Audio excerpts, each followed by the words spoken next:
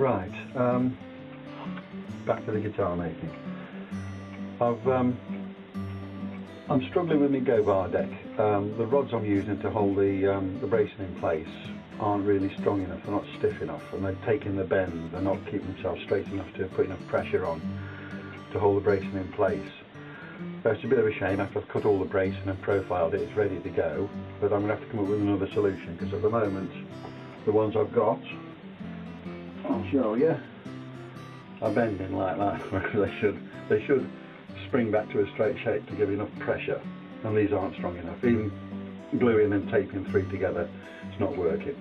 So I'll have to come up with another solution for that, because I don't want to compromise on putting the bracing on. It's the most important job on the guitar, or one of them.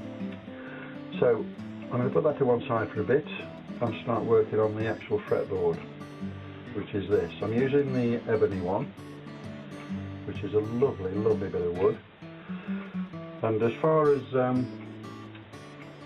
the widths of it go, regarding the nut and the 12th fret, I've copied them from the Avalon, which is a guitar I like. It's got a good neck width on it. It's slightly unconventional width, but that doesn't matter, because obviously you're making it yourself. You can make it any size and shape you like.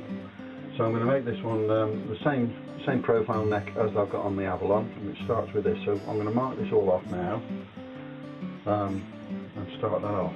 So I won't bore you. I'll show you come back when I've actually got it marked so you can see what I've done. First thing I do is put a centre line down here,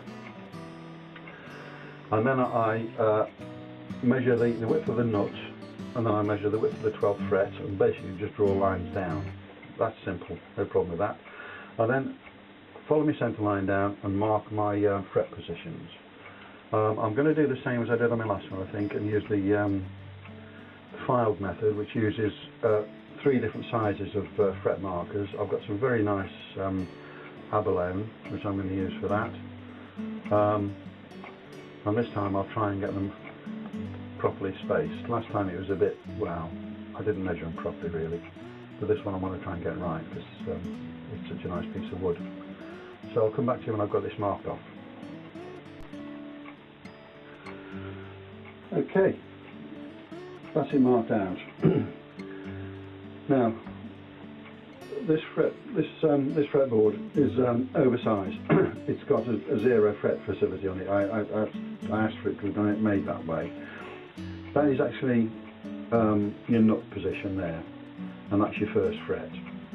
Now, what I was going to do is use a wider piece of fret wire on here, cut it off along here, and then put a nut behind it. Now, the nut was only there to retain the strings in the right space, and the fret was to actually give the spacing above the fretboard. You do see this on a lot of cheap guitars actually, because it is a cheaper way, or an easy way in theory, of getting the action right. However, it's also used on some really good quality guitars. File, for instance, won't use anything else. Every file guitar, mandolin, bouzouki, cittern, everything he uses this system on.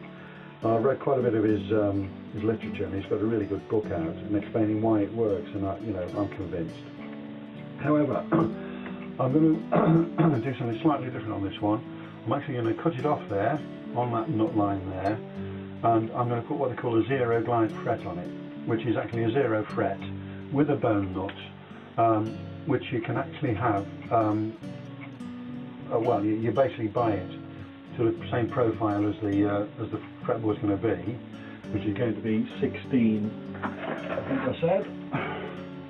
Yeah, it's going to be a 16-inch profile, so it'll fit straight on.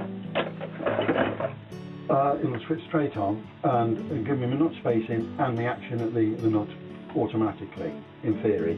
That's assuming, of course, that I get the fretboard straight as it meets the body of the guitar, and I get the saddle position in the right place. But for now, I've marked that, so that's waist. This is the shape of the fretboard, as you can see. I've numbered all the frets. I'll put the fret marker positions in, so we know where the frets are going to go. And my next job really is to actually profile it now. Just take these edges off, get it to the right width, and then I'm going to have to drill the positions for the frets now, fret markers. Now, at the moment, I'm only showing one position. Some of these are going to actually have 3. Some are going to be 6mm, some are going to be 5, and some are going to be 2.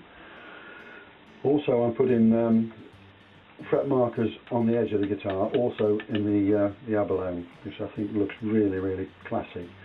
I don't like too much ornamentation on a guitar, personally. It's just not my bag, although some of them do look very nice. I prefer to keep it reasonably plain. In fact, I had toyed with the idea of not putting fret markers on it at all, because you don't really need them if you've got them on the top here. But I'll put them on. I will put them on. So next time you see it, hopefully these will be sawn off. They'll be profiled and ready for the drilling, well, marking and drilling of the fret markers. So I'll leave that one where it is for now. Cheers.